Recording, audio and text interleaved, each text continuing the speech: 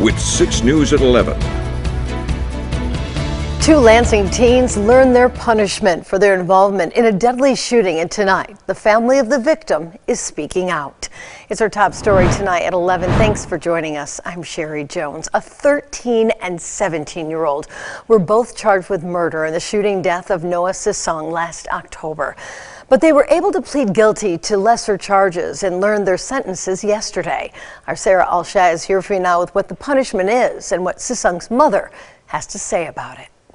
Sherry, the 2 teens were each sentenced to a youth detention center and can be held there until they turn 21, but they can actually get out before that if the court decides so. Noah's mom, Trina Coleman, says it's not right that they can get out earlier while her son is gone forever. It's wrong.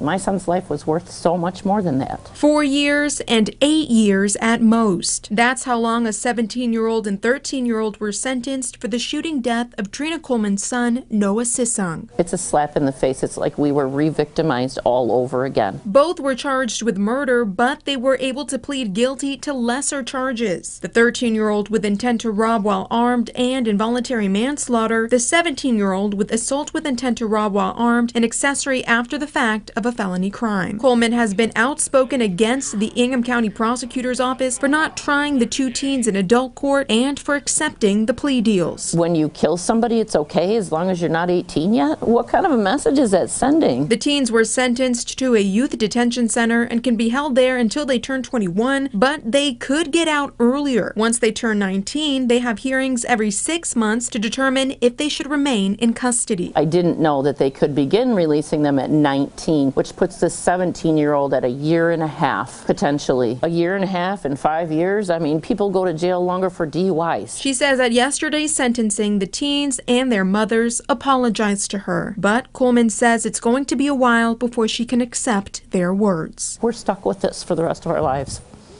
So to tell me you're sorry when you behaved that way just doesn't ring true. And now that the sentences are in, Coleman is trying to figure out how to move forward. It will take time. I don't know how or when I'll ever be able to breathe from this.